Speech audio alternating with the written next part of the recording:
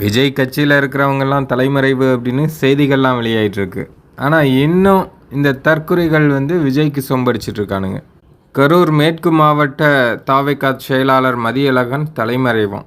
கரூர் தாவைக்கா கூட்ட நெரிசலில் வழி விவகாரத்தில் மதியழகன் உள்ளிட்டவர்கள் மீது போலீசார் வழக்கு பதிவு செய்துள்ள நிலையில் தலைமறைவு என தகவல்.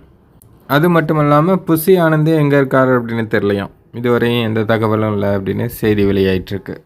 ஒரு அசம்பாவிதம் நடந்துருச்சு, சரி ஓகே, இனிமேல் அப்படி நடக்காமல் எப்படி பார்த்துக்குவாங்க அப்படின்னு பார்த்தா இவங்க எல்லாரும் ஓடி ஒளிஞ்சிட்ருக்காங்க. இவங்களுக்கு சப்போர்ட்டுக்கு 4-5 அணில்கள் வேறு. அதுலேயும் ஒரு பையனோட வீடியோ ஒன்று கண்ணில் பட்டுச்சு.